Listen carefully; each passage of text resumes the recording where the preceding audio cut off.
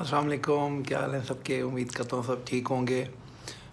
भाइयों, अफसरदा बात है कि हम साउथ अफ्रीका से फर्स्ट T20 हार गए। We put up a good fight.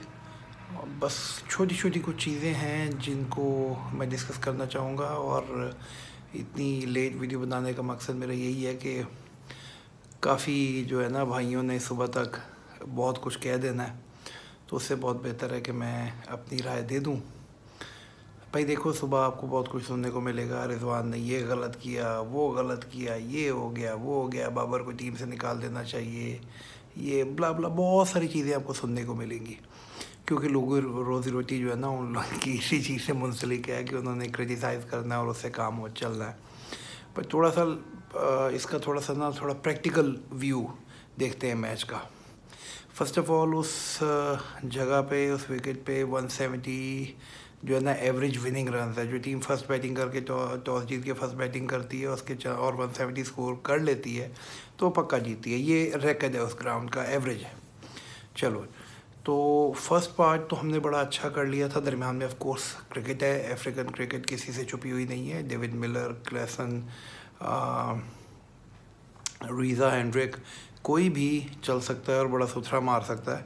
सवाल सिर्फ इतना है कि अब डेविड मिलर चल गया, उसने अच्छे रन्स किए, हमने कमबैक बड़ा अच्छा किया, शाहीन ने उसको आउट किया। हम 150 से नीचे उनको रिस्ट्रिक्ट कर रहे थे और कर सकते थे, फिर भी we put up a good fight. Practical implementation उसमें सिर्फ इतनी सी है। देखो, एक एंगल ये है जिसको मैं भी डिस्कस कर रहा हूँ और सुबह बहुत सारे लोग, लेकिन आई एम श्योर उनका ये तरीका नहीं होगा या वो ये एंगल ही नहीं होगा जिस पे वो बात करेंगे कि जी की गलती होगी वो ये हो। पहला एंगल ये है कि एक बच्चा सुफियान मुकीम जो आपकी टीम में खेल रहा था, लॉजिकली वो अब डेब्यू कर रहा था। जिम्बाब्वे के केस में डेब्यू नहीं मानता, उसके स्टैट्स जो 6 उसने आउट किए वो उसको भी मैं इतना को नहीं, वो नहीं मानता। साउथ अफ्रीका के ख़िलाफ़ जब उस सिचुएशन में जब डेविड मिलर फुल मार रहा हो, पीक पे हो, आपको 3-4 छक्के मार रहा है, उसका कॉन्फिडेंस बिल्कुल शेक हुआ है। कोई भी अच्छा कप्तान अपने लड़के को कॉन्फिडेंस देने के लिए दोबारा से ओवर देगा ताकि उसका दिल बड़ा हो सके। तो ये तो रिजवान ने बिल्कुल ठीक किया। गलती कहाँ पर हुई? गलती 2-3 पॉइंट्स मैंने अपनी अदना सी छोटी सी सोच के हिसाब से जो है मैंने वो पॉइंट आउट किए हैं। पहला तो जो आखिरी गलती एक्चुअल में वो पहली गलती है, तो मैं वहाँ से स्टार्ट करूँगा।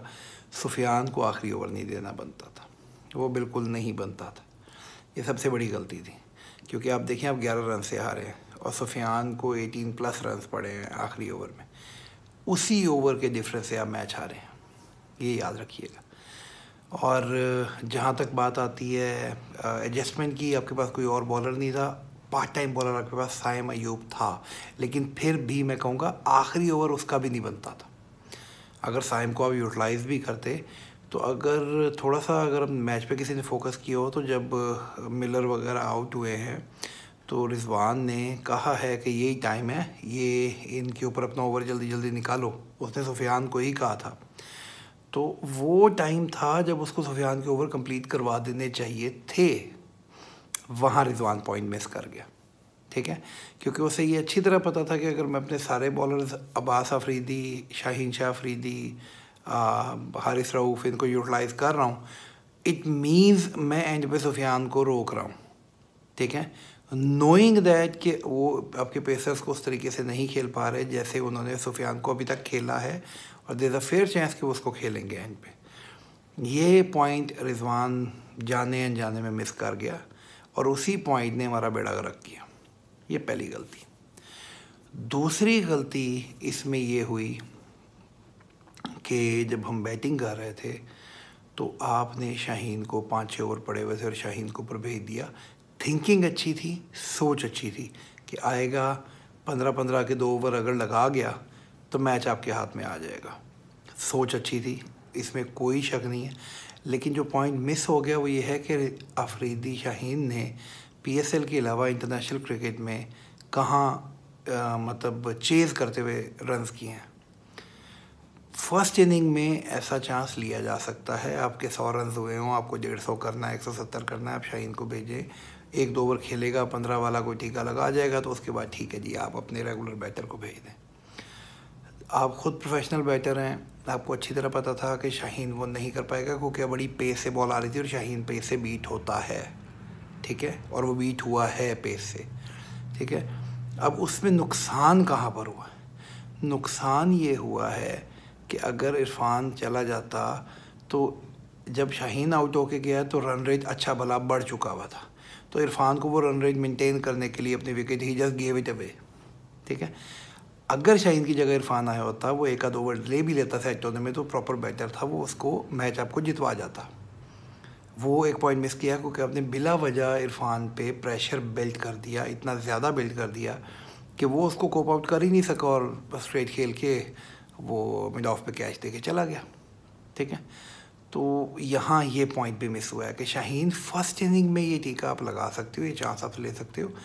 सेकेंड इनिंग में ऐसा चांस अगर आपने लेना था तो शुरू में ले लेते, ठीक है। जैसा मैं अपनी पिछली भी कुछ वीडियोस में कह चुका हूँ कि ऐसा चांस आप शुरू में ले लेते भाई, जब वो बैटिंग करने आता तो ओपनिंग में आप ऐसे चांस ले लेते। ओपनिंग से याद आया, बाबर 0 पे आउट हुआ है, सुबह अहमद शहजाद और क्या क्या बंदे उसके बारे में क्या क्या बात करेंगे, लेकिन भाई अगर मेरी वीडियो रिजवान तक पहुँचे या थिंक टैक तक पहुँचे तो जो बैटिंग कॉम्बिनेशन आपने बनाया है वो बिल्कुल ठीक है।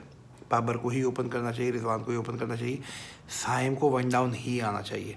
साइम नई बॉल पे अफ्रीका के ख़िलाफ़ आउट हो जाएगा, वो कट प्लेयर है और एज निकलने के चांसेस बहुत ज़्यादा होते हैं। थोड़ा सा बॉल पुराना हुआ है, एक आध ओवर, ठीक है, थोड़ा सा, तो साइम की कनेक्ट होनी शुरू हो गई। सो इसलिए no opening for Saim in T20। वो वन डाउन बहुत अच्छा खेल रहा है और बाबर शुड प्ले। एक पॉइंट जो मैं नहीं कहना चाहता बिकॉज उसकी कुर्बानी बहुत बड़ी है, लेकिन मैंने पिछली वीडियोस में भी कहा था कि मुझे स्टांस नहीं अच्छा लगता इसका, उस्मान खान का। बड़ी स्टिफ किस्म की वो क्रिकेट खेल रहा है, स्टिफ किस्म की बॉडी के साथ खेलता है। ऐसे प्लेयर्स या तो बिल्कुल फंस जाते हैं या फिर बस निकल निकल के मारने वाली हरकतें होती हैं।